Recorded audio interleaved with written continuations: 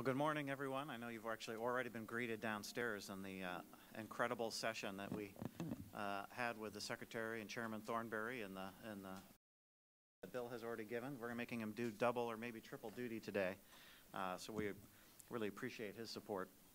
Our topic in this panel is Defense Market Outlook Challenges for the Next Administration, and I have to begin by amending and revising our title because Dave Melcher pointed out when we were getting ready for this session, it really should be Challenges and Opportunities. And I think he's exactly right about that. It wasn't our intent to suggest there aren't opportunities, but we just weren't as smart as Dave. So as has been proven before and has been proven again. You know, there's quite a bit in play. The challenges that were detailed in the morning session for the new administration are daunting, to say the least.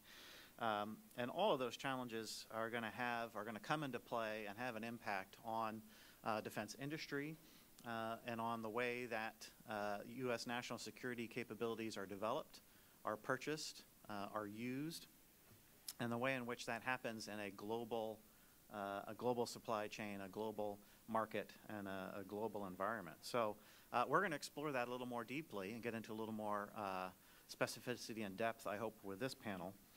I wanted to bring your attention briefly, and I'm really hoping this is going to work, to our screen here, because as we have this conversation, we're going to try and do sort of a live data poll. So we have a new tool that we're sort of debuting, or at least previewing. This is kind of a beta version in this panel, which is an interactive graph version of our contract database. And some of you, hopefully many of you, are familiar with our annual reports, which lay out in detail in a series of 40 to 50 graphs all the issues. What we've done with this tool is put all of those graphs essentially into one tool that the user can then specify, narrow down the parameters, and go through the data however they would like to cut it and to examine the issues that they're interested in. So in theory, there's an infinite number of charts available out of this thing. So we're going to try, and as we get into issues, if there's relevant data, we think try and maybe take a look at some of that. And then we're also going to hope that the data doesn't suggest that what we're saying as panelists is not correct. That's the fun part. Without too much further ado now, I'm going to turn to our panelists. I'm going to start by introducing them. Most of them don't really need an introduction to this group, but we also have our web audience, so I will introduce them. To my right is Bill Lynn, who's CEO of Leonardo North America and DRS Technologies. He previously served as the 30th U.S. Deputy Secretary of Defense under Secretary Gates and Secretary Panetta. He ran the Department of Defense effectively as COO when he was the Deputy Secretary. Previously had worked at Raytheon as Senior Vice President of Government Operations and has a slew of degrees from a wide range of colleges. To his right is Dave Melcher, who is President and CEO of Aerospace Industry Association. He has previously served as CEO and President of XLS, which was spun out of ITT, and before that, a very distinguished career in the United States Army, culminating as Lieutenant General.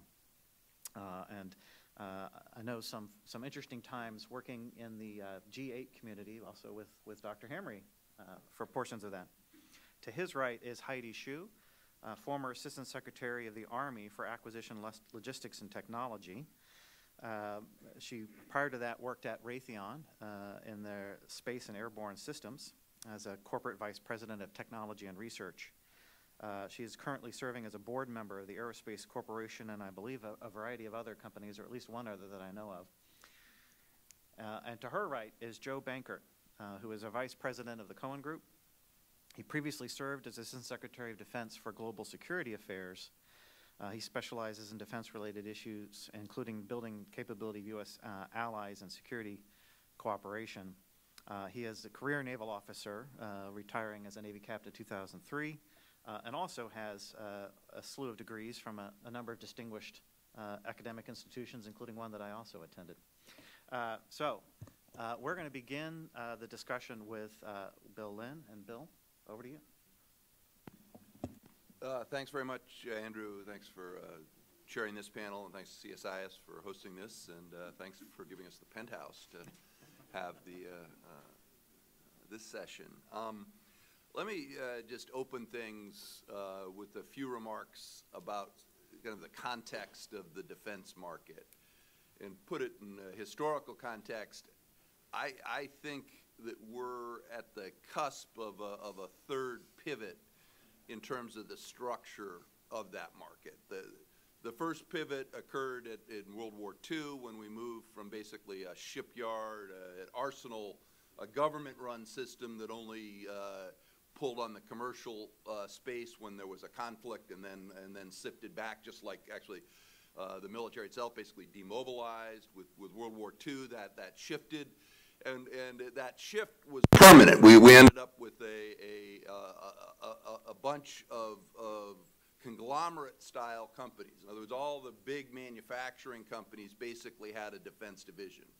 Ford, General Motors, eventually IBM, General Electric, everybody developed a defense division, and that was essentially what powered us through the Cold War till we got to that second pivot, which was at the end of the Cold War, when Bill Perry gathered the defense industry for the famous Last Supper and basically said DOD no longer had the capacity to support the breadth of industry that we had, and was looking to industry to basically reshape itself into a narrower structure that could still provide the technology that our forces needed.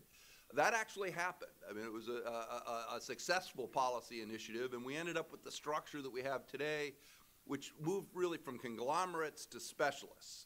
Most of the major defense companies now are 60 to 80% of their revenue comes from defense. They really are a specialist, and there's many, many fewer of them. We've gone from 40 or 50 major players of size in the defense market to a half a dozen, and then a tier or two below that.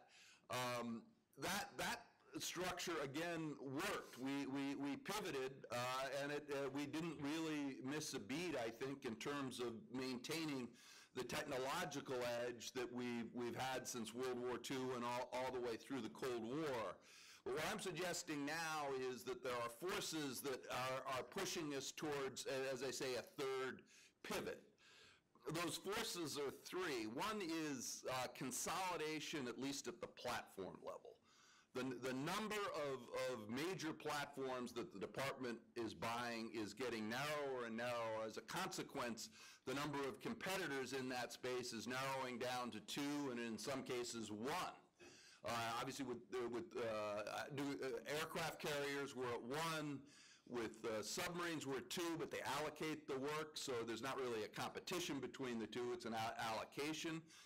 Tactical aircraft is moving in that direction. I mean, you still have Boeing and Lockheed, but at some point we will stop making, I think, F-18s and F-15s, and we'll center on the F-35. How do you keep a competitive structure in that? That's, I think, one of those forces is that consolidation in the platform market is driving a change in the industry. Second is the internationalization of the industrial base. You see it very definitively now in terms of the supply base of all of the major defense companies. It's a global supply base, whereas if you looked even 20 years ago, it was heavily an American supply base. And now it's very global. They go for the best technology, the best prices. I would argue that that's going to start to shift to the prime level as well, and it has already started. I see a little bit the auto industry as an example of the kind of shifts. It's become less and less important what the nameplate is. It is important where the jobs are. You have to maintain technology and jobs, and there's politics and all that. But just one little snippet out of the auto industry. If you ask, what's the largest U.S.-made export in terms of cars? I won't keep you in suspense. It's BMW. It's not an American brand. It's an American-built car. It's just not an American brand. I think defense, more and more, it's going to matter less what the nameplate is, and although it doesn't mean that the jobs and the technology necessarily migrate. And then third, The third factor, and maybe the most important, is the source of technology for defense.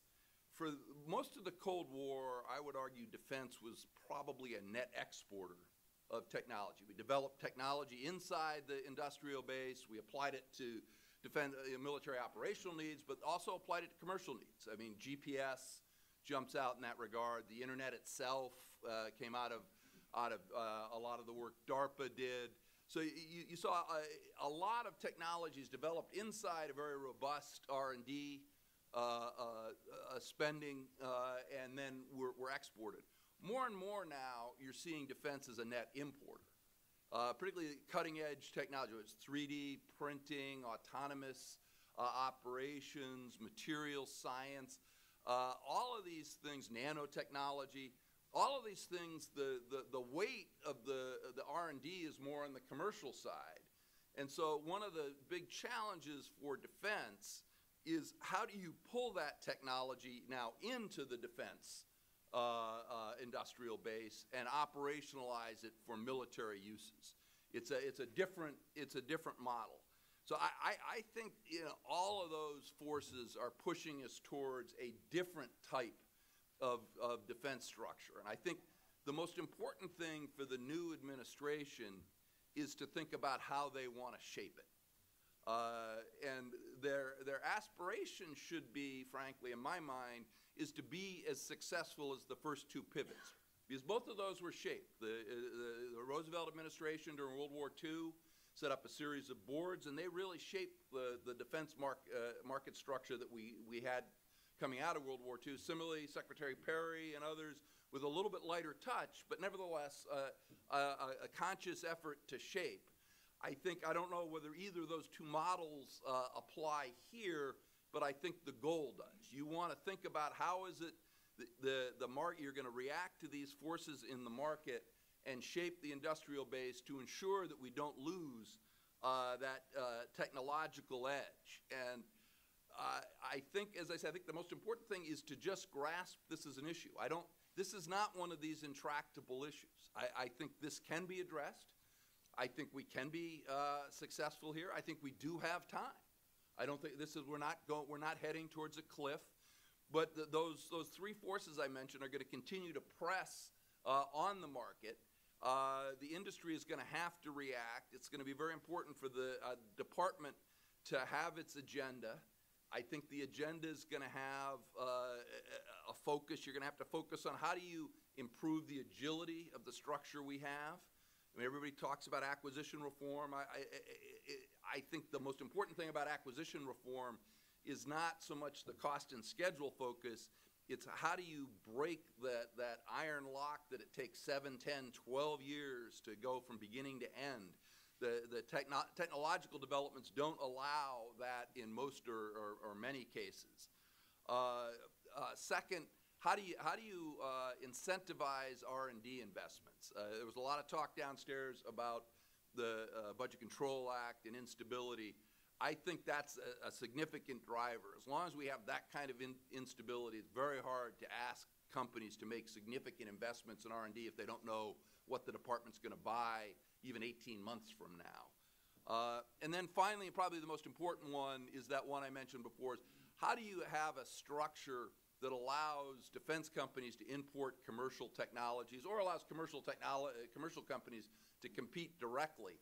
But the department, I think, has a strong interest in making sure that the defense market is permeable to those commercial structures. So that's the challenge. As I say, I think we have two examples of success in the past. I think what we're looking for is over this administration and perhaps the next is to see a third success. And I'll stop there.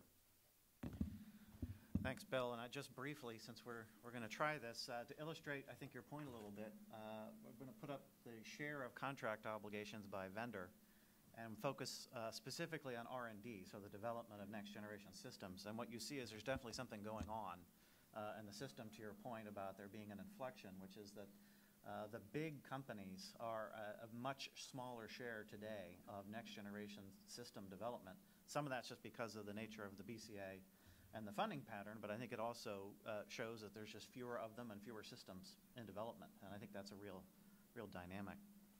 Next up, Dave. I could relate to the comments Bill was making, having been part of a company called ITT that in its heyday under Harold Janine in the 80s was like a $24 billion conglomerate that owned the New York Knicks, Hostess Twinkies, Wonder Bread, hotels, and a defense business. Those were all part of that company that split into three parts in 1995, ended up splitting again into three parts in 2011, one of which was Excelis, which was the spinoff of the defense business. And I remember going to talk to Bill at the time, before that happened, to sit down and talk about this transition, try and do a little mutual hand-holding and say, hey, it's going to be all right, you know, because we worked issues like night vision and space payloads and other things that were important to the department. And this was, you know, part of the evolution of what was happening inside the industry. But as you know now, I represent a trade association called Aerospace Industries.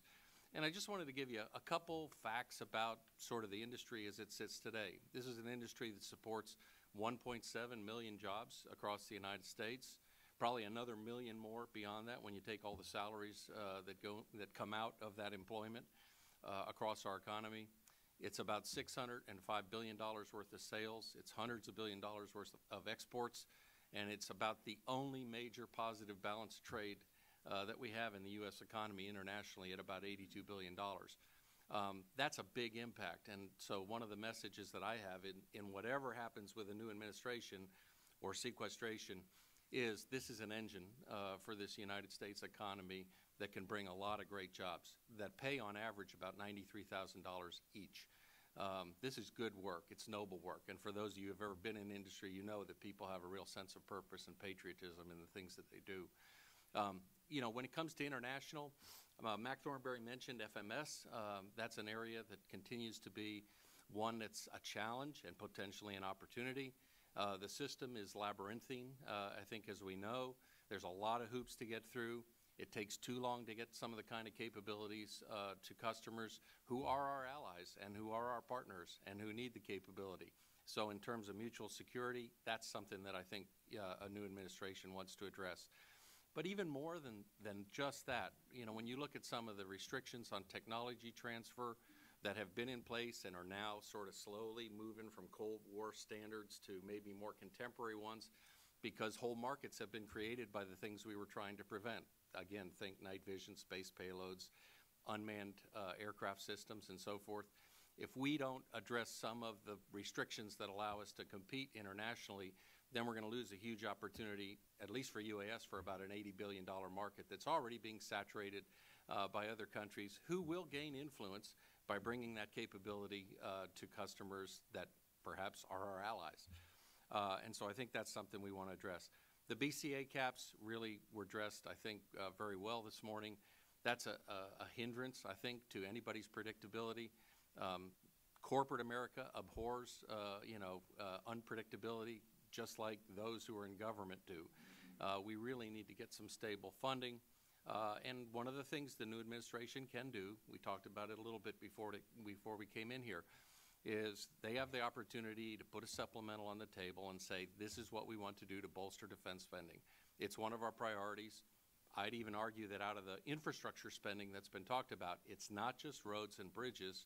It's also infrastructure related to defense, where we're doing co-production, NASA, civil aviation, all the other things that, you know, comprise both defense and non-defense spending. One of the things that I think is an opportunity, we talked about that, is the impetus to try and address regulation.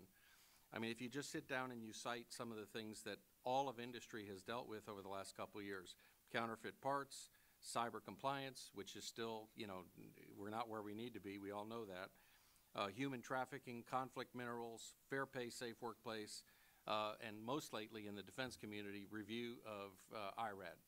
Bringing all your IRAD in to have it reviewed.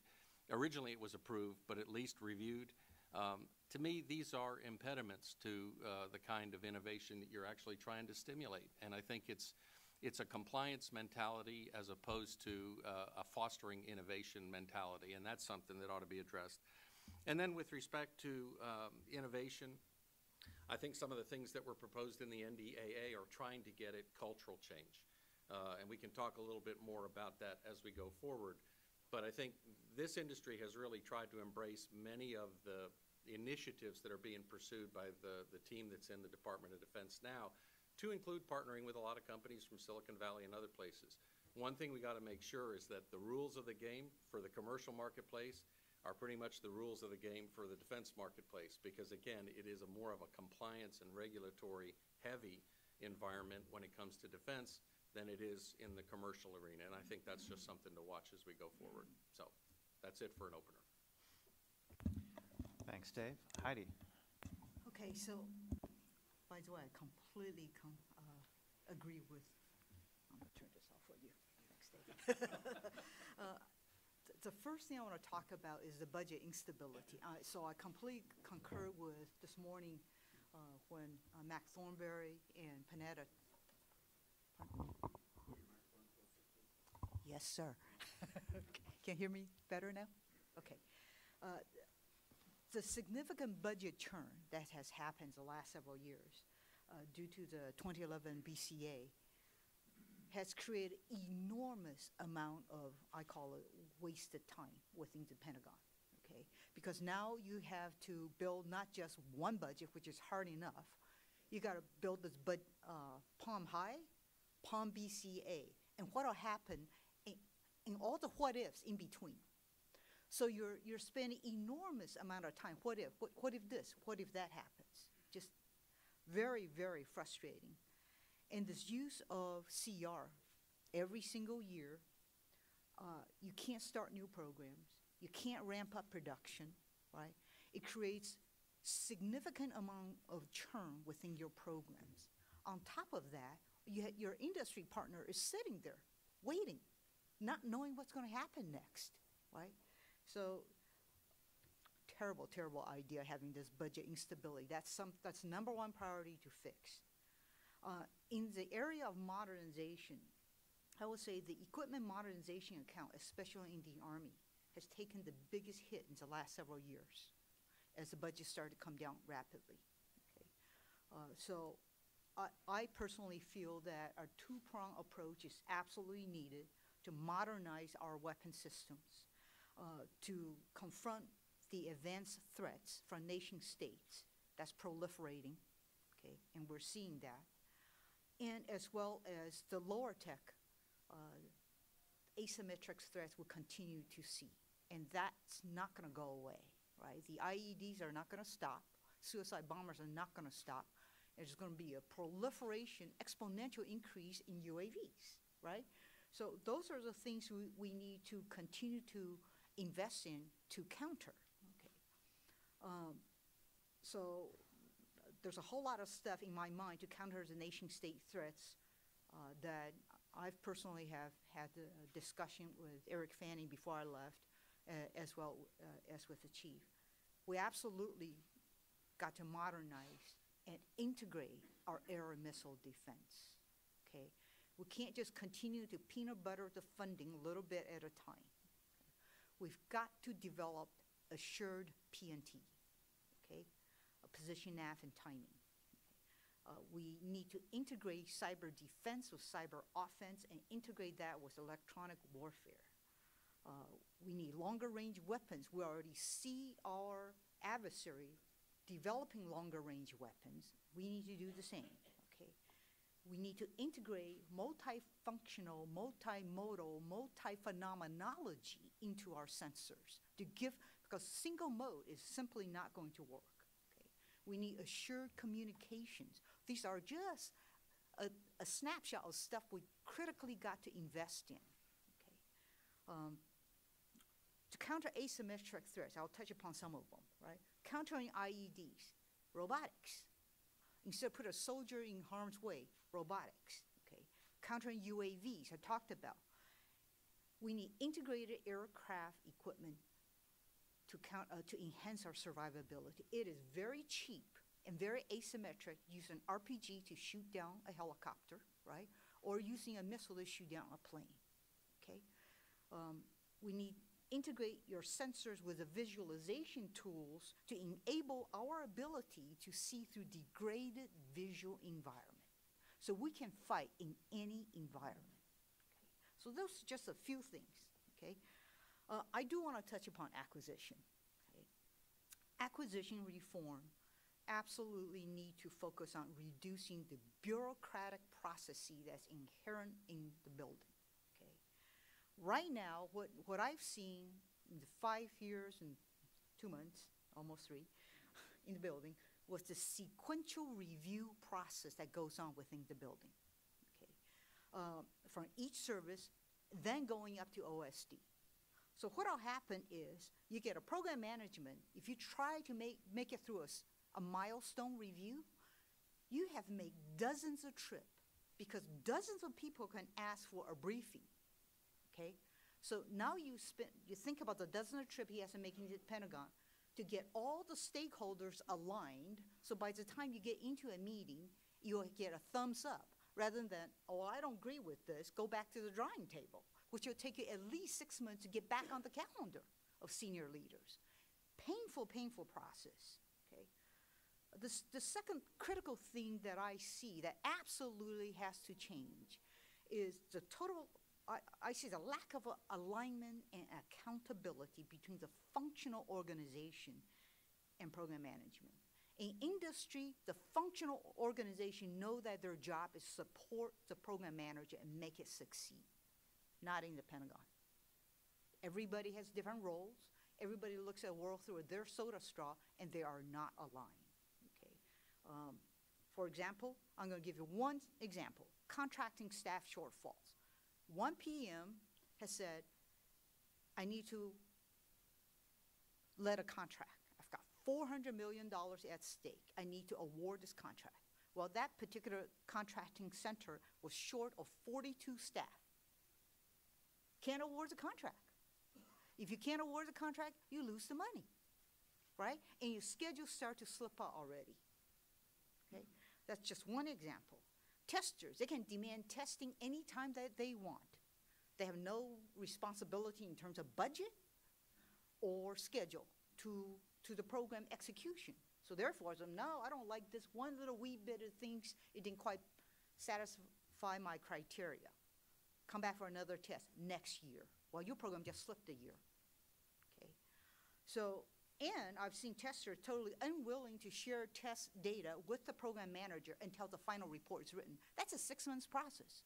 So program manager can't even fix the problems as the tester found because they're not gonna share the data with you. It's insanity, okay? So I have lots of examples. I just don't have the time.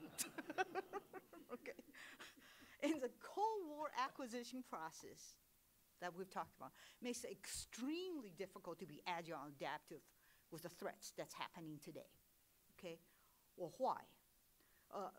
So first of all, the long acquisition process results in a weapon system that's no longer at the cutting edge of technology by the time you field it, right? As a result, so what happens is you have organizations that's created to bypass the acquisition process, right? JRAC, right? RCO, the REF, JIADO, Big Savara, you name it. A whole slew of organizations to bypass the acquisition process. Rather than let's fix the acquisition process, okay? Here's some fundamental problems. Why does it take so friggin' long, okay?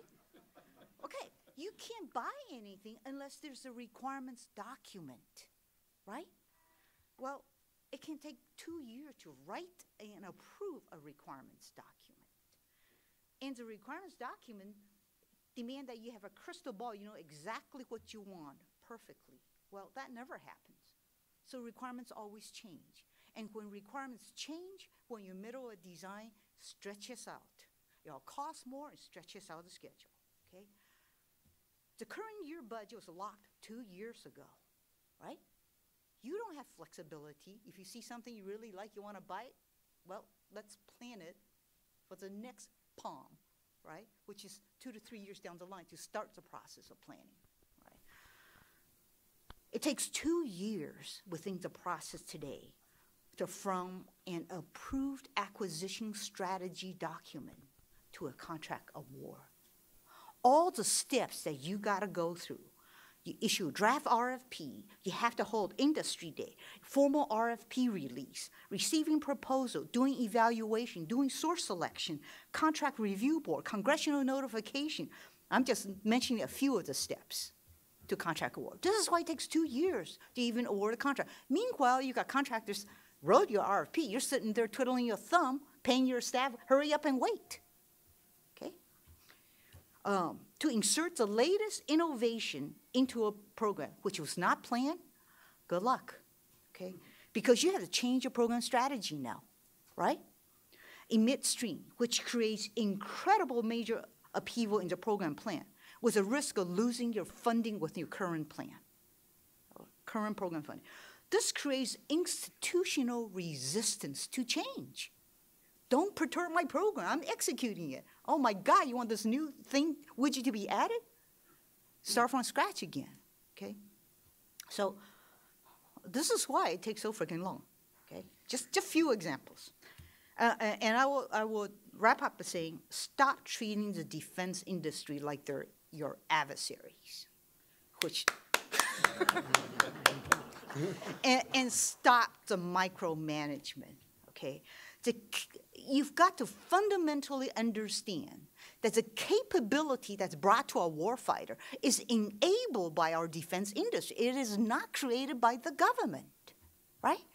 Okay, so defense industry will invest in IRAD and capital to give them a competitive advantage.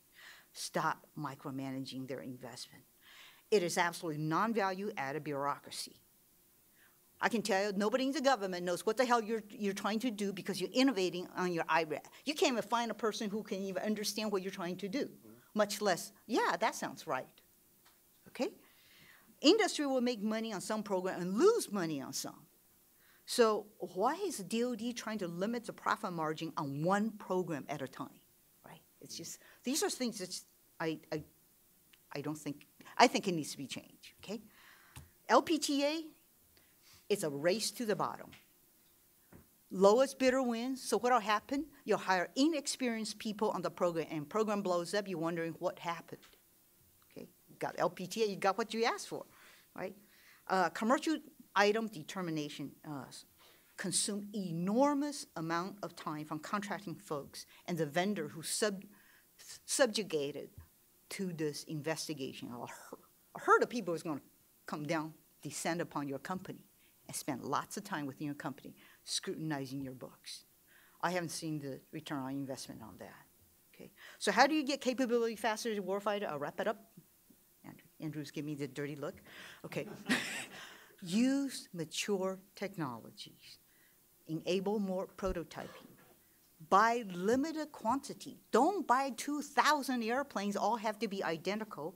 Use a spiral upgrade, right? When a new technology comes, if you have X amount, the Y amount, the next spiral have greater capability, and Z amount will have even greater capability. This is how you get things fast, not to have identical things.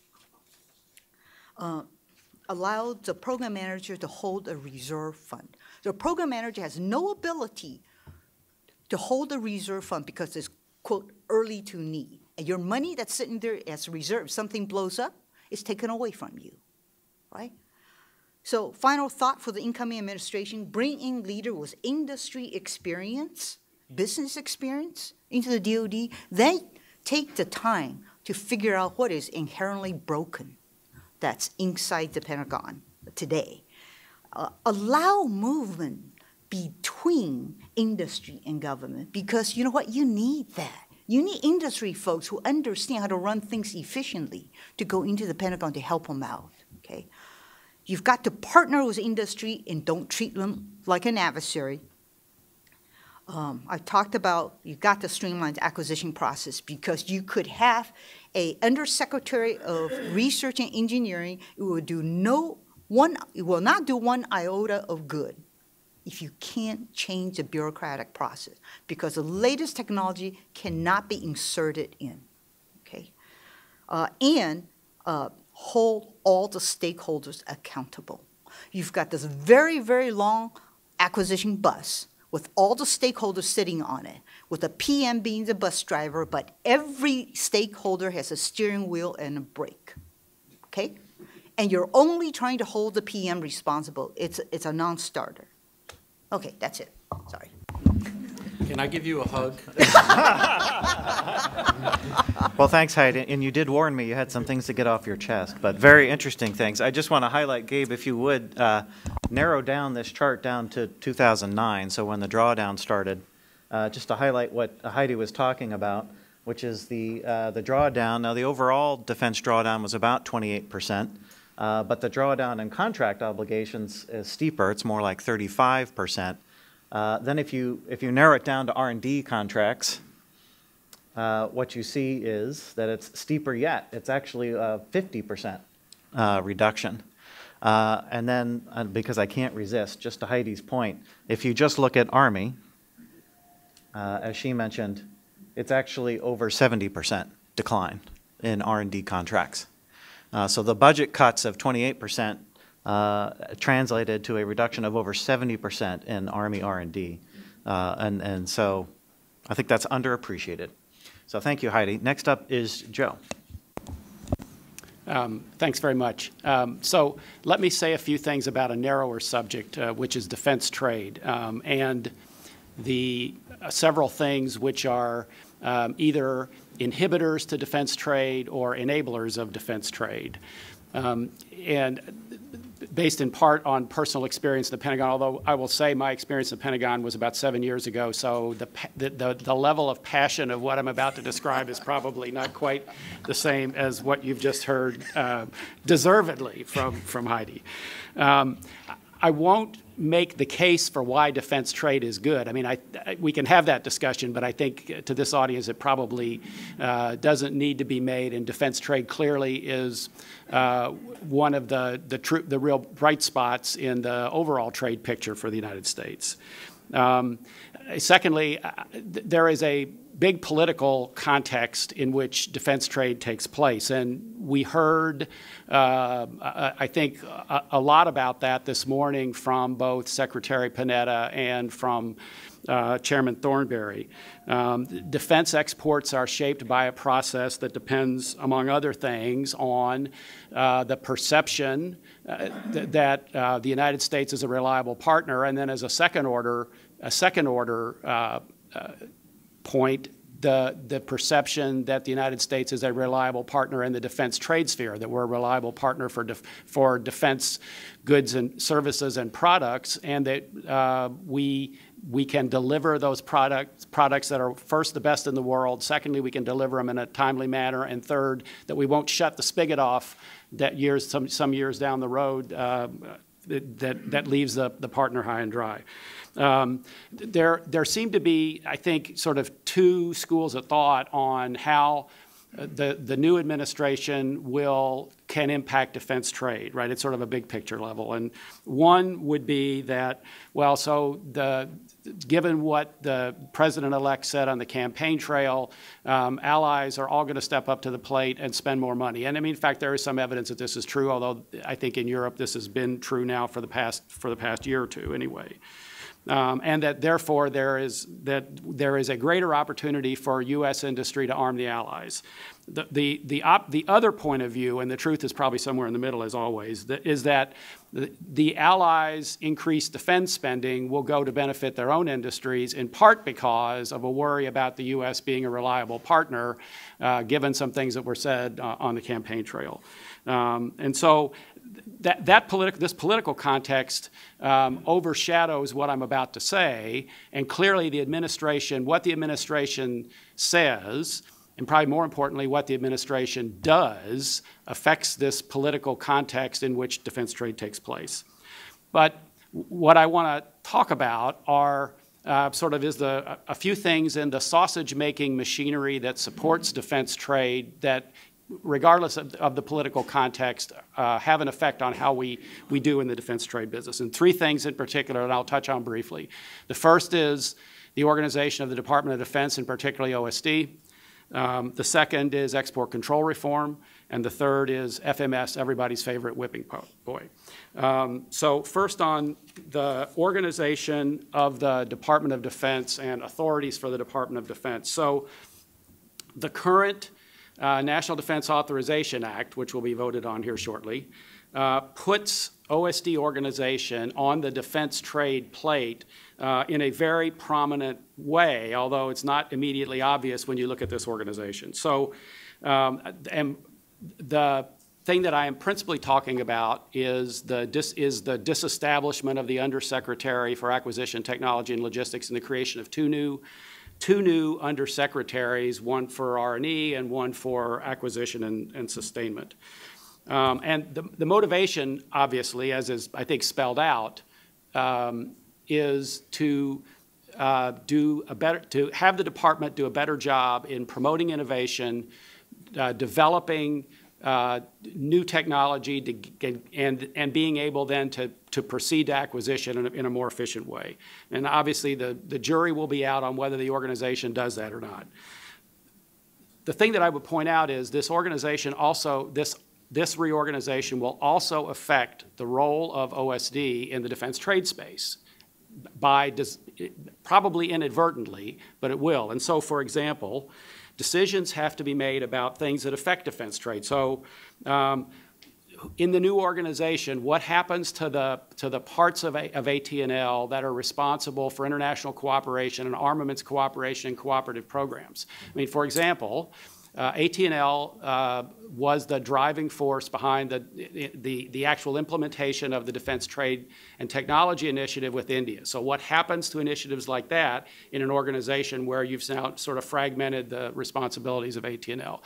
I think this is something we need to pay attention to, and actually I think industry should have a voice in this, because the new Secretary of Defense will have a year to figure out how to fill in the blanks beneath these new undersecretaries, and there's a fair amount of latitude on how to do that. And so the point being here that we need to think about how this organization affects the responsibilities of the acquisition world for defense trade, not only for the development of the U.S. defense industry to serve the needs of the Department of Defense. And I would also note that it is sort of an iron law of the Pentagon that every new administration, without help necessarily from Congress, reorganizes the Office of the Undersecretary for Policy, which will again happen with the new administration. This will also affect defense trade depending on how things get wired up. The Defense Security Cooperation Agency, the Defense Technology Security Administration, the folks responsible for the regional offices and so forth. But I would say again, in the National Defense Authorization Act, one of the areas of focus is reforming security cooperation processes and authorities in the department. This will lead to some reorganization. And so again, we have to pay attention to how this reorganization is done such that the pieces fit together in a way that supports defense trade as a part of security cooperation. As I said, I think industry's voice and those of us who sit on the outside and former government officials need to be heard on this. The second piece that I would like to just to mention briefly is export control reform. So the new administration will do something on export control reform. And I say this because each of the past three administrations, going back to the Clinton administration, has done something on export control reform. Some more effective perhaps than others, but each of these administrations has realized that export control reform was not just a nice thing, it was an imperative for national security for at least three reasons. The first is to do a better job of protecting the critical technology rather than everything under the sun. The second was to make sure that the export control system actually supports and promotes allied interoperability and defense cooperation. And the third, and equally important, was that the export control system should promote the health of the defense industrial base in view of foreign competition and foreign availability, so that our partners overseas don't go elsewhere because of the fact that our export control system makes it impossible to come here. There were investments in both the Clinton and Bush administrations to increase the efficiency of the system, to hire more people, to shorten license processing times and so forth. There was the initiative that sort of began in the Clinton administration, was carried out in the Bush administration, to put in place defense trade treaties with the UK and Australia to try to reduce the barriers to cooperation with close allies. And then in the Obama administration, 7 years of very hard work to work through all the categories of the munitions list and the corresponding categories of the commerce control list to produce a more rational list, a positive list, and so forth. And, you know, the administration points to results that, for example, the Department of State now processes on a monthly basis half as many licenses for USML as was the case before the beginning of export control reform. If you compare 2009, 10, 11 to this year, it's about half as many licenses as are being processed at state. Interesting thing is that the license processing time has gone up a bit, which suggests that state is now dealing, this is good news, right, because state's now dealing with more difficult things as opposed to bolts and fasteners and other things which were easy to approve. And the number of commodity jurisdiction requests trying to figure out whether something goes under the USML or under the Commerce Control List has also gone down thanks to the system. So that's all good. But I think from both an industry and we've now been through, or the administration has been through all but 3 of the categories of the munitions list at least once. So this is all good news, but the job's not done. And I think from both a government and an industry perspective, the new administration can't sort of say, well, you know, the previous administration took care of this, we're done. At a minimum, the process has to be sustained because the way the system works now is it will depend on regular reviews of both the USML and the CCL to take into account new technology, given how specific the USML has become. So at least that has to happen. But there are a number of other things that the administration needs to decide, right? So, for example, is there some prospect working with Congress of moving to a single list and a single administrator for this process? I think that's a very heavy lift, probably not, but it's an issue to be dealt with. You know, there are continued challenges in cross-border cooperation among that involve different parts of multinational companies who may be partly in the U.S. and partly elsewhere, and the ability to share information without it all being subject to licenses all the time, right? And that was the motivation, one of the motivations for the defense trade treaties for the UK and Australia as well. And then I think a big factor that needs to be dealt with, and I think Dave Melcher mentioned this, is the fact of foreign availability and the fact that there are technologies where the U.S. is clearly not the only possessor of the technology. In effect, the horse has left the barn, and yet the export control system still tries to deal with it as if that's not the case. And UAVs are a great example. I would just note that some of the most difficult cases are not. The problem is not the export control system. The problem is that the export control system responds to policy directive and policy agreements like the interpretation of how to interpret the missile technology control regime that then gets folded into export control. I would just note here that clearly industry has had a voice in export control reform and needs to have a voice. It helps greatly when industry can speak with one voice. I think that's a challenge sometimes, but I would note that in the Bush administration, in my experience, when we undertook some export control reforms late in the Bush administration, a driving factor was the fact that industry, through something called the Coalition for Security and Competitiveness, which was AIA, which was National Association of Manufacturers, sort of spoke with one voice to the administration and said, here's a set of things you can do that would make the process better, very realistic, and it's what prompted the administration actually to take the action. My other point would be export control reforms always take longer than you think, right? And I think both in the Clinton and Bush administrations, we started late on these reforms and discovered that they take longer than you think. And so the advice, if there is advice to the new administration, it's start now. Then the last thing I'd mention on is, as I said, the system that everybody loves to hate, the foreign military sales system. And so I think it's important to recognize that this is not just a bureaucratic problem in the Defense Security Cooperation Agency. So DSCA, every DSCA administrator that I know of has tried to fix the bureaucracy at DSCA. I mean, they, apply Lean Six Sigma, for example, to the process. Okay, so the issue is that there are a number of things that I think in the common perception get lumped into FMS, which are really not directly part of the FMS problem, but affect it greatly. So I'll give you three pieces. It's sort of at the beginning, in the middle, and the end. So at the beginning, there is a parallel set of things that need to take place to export deals on technology release, right? And so, for example, the approval of sensitive technologies through the low observable, counter low observable committee that's chaired by AT&L. Both beginning in the Bush administration and continuing into this administration, there was an effort in OSD to be more anticipatory about technology release. In other words, rather than waiting to see that the foreign government has issued a request for proposals, actually to the extent possible to know that something is coming, to start working these technology release issues and what's going to be approved in the package earlier.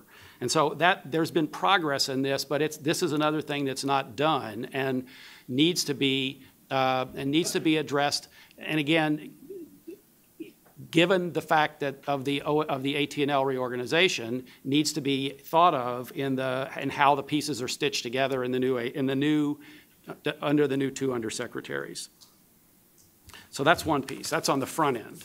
On the back end, I would just thump the table on what Heidi just said about the contract process. One of the biggest problems in FMS has been the increasing time it takes to get things under contract. And so when people complain about the FMS system, you have to realize when you get to the point of having a signed letter of offer and acceptance, and now it's going to go to contract, it goes into the Department of Defense contracting system. It's not FMS. I mean, yes, it's FMS, but it's not FMS at that point. It's just contracting. And so one of the significant problems in getting things delivered is the contracting system. And so much needs to be, if nothing else, to hire enough contracting officers to get the work done, which flies in the face of this drumbeat of there are too many people in government, right? But it's a constant problem, and we see it. I mean, we see it in a number of areas, but it's clearly the case that it affects FMS as well. And then the third thing I would mention is sort of somewhere in the middle, which is congressional notification. So I noted that Chairman Thornberry said he wants to fix FMS. Well, this is what needs to be fixed, is the time it takes to get things through the congressional notification process, which adds, in some cases, years, not just days, weeks, months, years to an FMS case. So, there is an opportunity, if Congress is willing to, is serious about reforming FMS, looking in their own house is a good place to start. The only other thing that I would mention, and then I'm done, is it will matter on defense trade, is it will matter how this administration approaches advocacy. I think, again, there was progress in the Obama administration on stitching together the parts of the interagency which need to be involved in advocacy for U.S. defense sales. And I'm not just talking about formal advocacy where the company goes and gets formal advocacy for commerce. I mean, even before that, where we start thinking about how U.S. government officials ought to support defense sales to allies and how that's worked at an interagency level. So I think one of the things to look for is how this administration, whether this administration will step up to the plate on advocacy for U.S. defense sales or not. I'm done. Thanks, Joe. You took me back down memory lane on a couple of those issues, but in the interest of time, I won't walk the rest of you down that memory lane. I'm going to have a few questions here before we turn to our audience. And I want to start on BCA, on the budget issue. Obviously, that came up in several remarks here and also in the opening session. But I want to get down maybe one more level down. Obviously, encouragingly, Chairman Thornberry talked about the defense sequester, there being some consensus, and I agree with them about this, to raise the top line. But then the question becomes, if you raise the top line, where does that money go? How is it divvied up between the services? How is it divvied up among the priorities of personnel, foreshaping, readiness, and modernization? And there's obviously going to be some competition for those resources. In fact, I'd point out that the chairman's bill, the NDAA conference report that came out yesterday, the way they solved their budget dilemma, where they were trying to add about $18 billion, is they funded all the readiness and personnel priorities, and all the modernization things fell out. Now, I'm aware that they may not be the final outcome for the FY17 bill when we get to an appropriations bill, but nonetheless, it says something, right, about this competition for resources. And if there's a chance, and if you're feeling really spicy, maybe you can link your answer to that question about how you see this competition for resources playing out, even as the budget starts to increase, hopefully, what that might mean for industry structure, because I was really intrigued by Bill's comments about the changing nature of the structure of industry. And how that competition for resources may play out with winners and losers in the market. Who wants to start? Okay. Well, I think, in terms of priorities, there's already a lot of well-known priorities. I think you all put out a study indicating that the bow wave for all the key acquisition programs coming up in the next several years was something on the order of $700 billion. Right, so that's a big nut to have to address in one way or another with an increased level of defense spending. I think one should be wary of talking about increasing a whole bunch of structure before getting to modernizing what you have. And some of the preliminary comments were about increasing numbers of things significantly. I think that just leads to, another round of hollowness unless it's followed up with the, the money to actively modernize and sustain the equipment that you're putting out there. So, I think there are going to be plenty of claimants for the dollars that are being contemplated. There's going to be, way more demand than there is ability to pay, but I think it's possible to apply some more resources, if nothing else, just to execute the strategy that Bob Gates and some of his successors have said was important, to be able to execute our responsibilities as the United States. Just a couple of comments. One, there's a competition before the competition, you said. I don't want to pour cold water on everybody's assuming the BCA is gone, but in isolation, I think everybody agrees we should eliminate the sequester, should eliminate the caps, we should increase defense spending. And I think now that the three pieces of government, the Senate, the House, and the White House are all in one party, structurally that will be easier to accomplish than it has been negotiating the kind of the deals, the two-year deals that we've had, that they kind of limp along because the priorities differ so radically on how to eliminate BCA. That said, the competition isn't over. Eliminating the BCA costs money in terms of the deficit. Mm-hmm. Tax reform, if you read President-elect Trump's plan, costs a lot of money depending on how they execute this. Infrastructure costs a lot of money. How all of this is going to add up, I think, is yet to be determined. I do think, though, the president-elect has made commitments to increase defense budgets. I think he will probably make good on those, but I don't think it's going to be quite as easy and maybe not quite as large as people are anticipating at this point. So I just kind of there's a competition before the competition. The other is, and I'd be interested in Heidi's remarks on this, I think the real competition in the Department for Resources, the biggest one will be inside the Army. Because the Army there seems to be a strong commitment both in the Army and on the campaign trail to increasing the size of the Army. That is a very, very expensive option to pursue. And it will drive out, I think it's very possible that you will add more demands for resources with an increase in the structure than you will actually add dollars to the Army budget. So I think there's a case that you know, break even might even be good. So I worry about that. The Navy and the Air Force, I think the drives are more towards modernization than they are towards structure. Marine Corps would be a little bit of an exception there. But so I think the place to focus is the Army. How big an increase are you going to propose in the end strength of the Army, and are you going to fully fund it? So I completely concur with your comment, okay?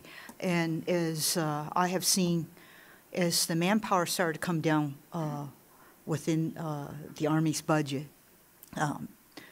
there's a huge conflict. You got to remember, the chief's responsibility is being ready to fight in any contingency tomorrow, right? So what is he going to focus on? He's going to focus on manpower. He's going to focus on training, because that's readiness. That equals readiness, okay? But as we have already seen what's been happening in Ukraine, we need modernization to counter the current threats. Not future threats, current threats. That's why I keep harping upon we've got to focus on the modernization, because we get out of Afghanistan, we've been fighting that, the Cohen fight for 15 years, right? So we're really good at Cohen fights. But as we go out of that sphere of influence against any other area, even in Syria today, we've got shortfalls in our equipment. We absolutely got to focus on funding these modernization of critical capability gaps, which I sort of alluded to earlier in the discussion. So I'm really worried that focus is strictly, okay, Congress, I'll give you more money so you can get 200,000 more soldiers. Well, that's great. That, we'll have 200,000 more soldiers, but they're not going to, you're putting them into harm's way if you're not modernizing your equipment against current threats, right? That's what I'm worried about. I just think one of the interesting things to watch over the next year is we heard Mac Thornberry talk about its spending, taxes, and entitlements. And if you don't address all three of those, right, you can't get to the whole picture. Well, what we've heard so far is want to increase spending, want to reduce taxes, don't want to touch entitlements. So, we all know that can't solve the problem, but I think you also have to see what happens with a potential mentality that was built upon debt and leverage. I mean, it's no secret, right, that the whole business that is behind Mr. Trump was built on debt and leverage. And so we all think you can't do that with the United States government. I think it'll be interesting to see. So just briefly, I would add, just to, I think to follow on Bill's comment, I think there are two other sort of general sources of tension, even if the budget, if the funding for the Department of Defense goes up, beyond the tension in the Army between force structure and modernization. So for the Air Force and the Navy, there's tension. It's the tension between the big bill for nuclear modernization and continued spending on conventional modernization. That can be fixed by making the budget go up, but there is a tension there now as the big bills start coming due in 2020 and after that. The second tension, which will be interesting to see play out given, among other things, the choice of the National Security Advisor, and we'll see who is Secretary of Defense, is the tension between, at the OSD level, the priority between the counterterrorism fight and the preparation for peer-to-peer competition and the state actors. Obviously the more priority on the counterterrorism fight generally translates to more money for special forces, SOCOM, and things that are not necessarily directly useful in sort of the state actors. So that's a second set of tension that I would watch. And then on your point about consolidation, we've seen, I think, Bill, as you mentioned, some waves of consolidation that have taken place. I mean, you mentioned the Bill Perry and during the Clinton administration, we saw consolidation at sort of the second and third tier in 2008, following the decline in the defense budget. And we'll see that. I think and so it's not clear to me that how much further consolidation you get if the defense budget goes up. I mean, the one thing that happens is it makes the U.S. It makes the U.S. defense industry, or buying into the U.S. defense industry, interesting to foreign companies. I mean, Leonardo is the great example, and so it's the policy of the department has been generally, with some restrictions, obviously, to welcome foreign investment in the defense sphere. And so one of the things to watch, I think, will be, in this new environment, how we continue to welcome foreign investment in the defense sphere in this new administration. The caution would be we are likely to see some changes in the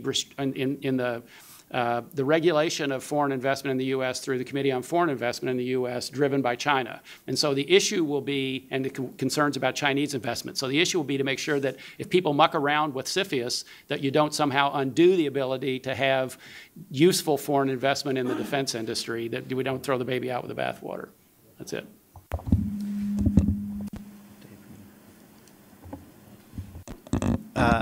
Joe, I know you don't know this, but we happen to have a report on CFIUS coming out next week. So thank you for that free advertisement.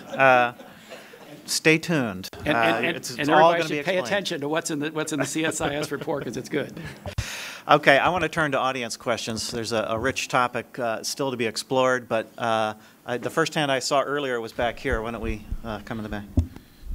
So I want to thank Heidi for that analysis. It was in-depth analysis. My name is Roy Capani, and I'm the chairman of a company called ECS, a federal government contracting firm. One of the things on that chart that I think would be interesting to show also is as the dollars drew down, the procurement actions actually went up. We noticed that in many of the agencies, we saw more actions happening. I'm wondering if that was in kind of a debundling of contracts or more contract actions. We've seen a lot of with the small business, the impact of the small business goals to be something that has helped drive procurement and taken up a lot of the procurement resources, and whether or not there'd be any appetite to have the subcontracted dollars count towards the agency's small business goals, as opposed to only counting those prime dollars that are awarded. Thanks. And I would just mention, we're going to put up here, you can see the uptick in small business share of all contract obligations. Yeah. I will say when about 5 years ago, well, 6 now, when I first entered the Pentagon, the Army contracting actions per year was about 465,000 contracting actions per year, okay? And that actually has dropped to about half into last year. So the contracting actions has come down significantly. Ergo, the resistance of adding more contracting staff, okay? And by the way, FMS folks are never planned into the contracting in the beginning. It's an additional burden. So as demands for drawing down civilian workforce, what happens is they just peanut butter the cuts, right? It's just painful. No matter how many times I have said, the contracting folks are the most valuable folks we have, because if you don't have the contracting folks, nothing gets done, right? So you better keep your contracting folks and get rid of everybody else if you have to, right? But they don't do that. It's always peanut butter. So the other statistics is, if you take a look at the Army contracting, 50% of the Army contracting folks have less than 5 years of experience. Your senior folks have retired. We've got a bow wave. A junior person with less than 5 years experience is not going to be able to handle a contract action rapidly, right? They're learning, okay? So we've got tons of problems. We've got shortfalls in contracting folks, and This is why the whole system is, I hate to say it, the word, it's constipated, okay? So I have a suggestion. Get rid of some of the auditing billets and make them contractors. And that's said only half in jest. You know, when you talk to a lot of the CEOs of our member companies, in some cases auditing has gone up, you know, by numerical count, 5x, 10x from what it was before. And what is not being done is the risk-based auditing that's done in almost every corporation in America, where you have your internal audit team, you have your external auditors, and there's a bit of a dynamic going between the two where the one is not going to do the same thing that the other one's doing. I think we really got to take a look at that regime, you know, in any kind of a new administration as well, and there's where you can get your slots. I'm all for it. Okay, we had a question down here in the second row.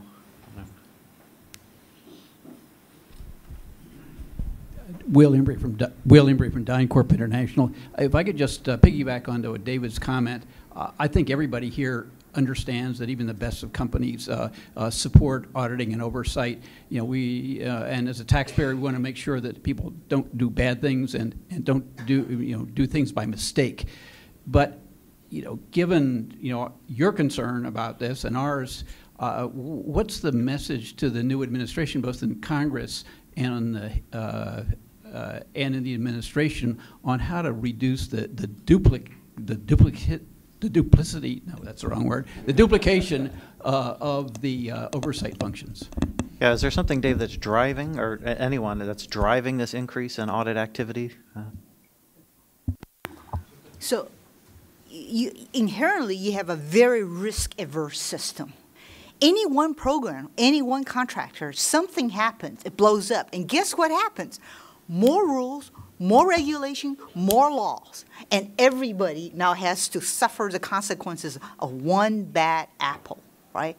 So you have a very conservative, risk-averse system, right? You've got contracting folks don't want to screw up on the contracting because guess what happens? They get the head chopped off, right? There is no incentive to say, oh, Dave did a great job. You awarded this a month earlier than I expected, right? But I'm going to shoot you if you do something wrong. So what do you think the action is going to be? Incredible oversight. Layers and layers and layers of oversight. For example, a contract. A local area will have a lawyer look at it. And then the next layer up, and the Army Contracting Command will look at it. Then Army Material Command lawyer will look at it. Comes to my office, I have my lawyers look at it. Well, how many sets of lawyers do we need to look at this, right? But everybody is scared of making a mistake, okay? That's a system you have. Just reinforce what Heidi said. Unlike a lot of things in the private sector, it is unbalanced in government. I mean, use a silly example. I mean, Neiman Marcus has a shoplifting problem. They could reduce shoplifting to zero, but that would cut their sales if they have armed guards at the door and they're searching everybody. It would work.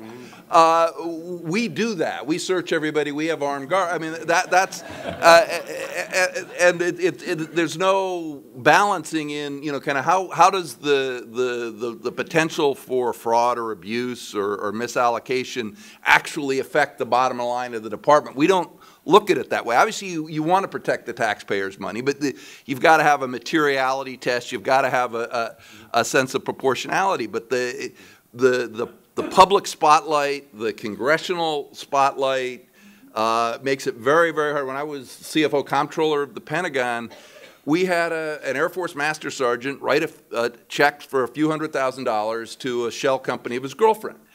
And so I end up on NBC Nightly News because some senator, I won't name him, decided to give a big floor statement about this. And I'm saying, okay, he did this. We caught him. He's in jail for 10 years, and we got the money back. I'm not quite sure what the issue is. But nevertheless, it was NBC Nightly News, and they ran it. And that's at the core of the problem. And I don't know how you take that away. I mean, you're not, 60 Minutes isn't going away. The Senate floor isn't going away. So That's I think, at the core of it. We have time for one more, and right here next to Lauren, right next to you. Thank you. John Harper with National Defense Magazine. I was wondering, what impact do you think organizations like DIUX will have on the broader DoD acquisition process, as well as the defense marketplace writ large? Thanks.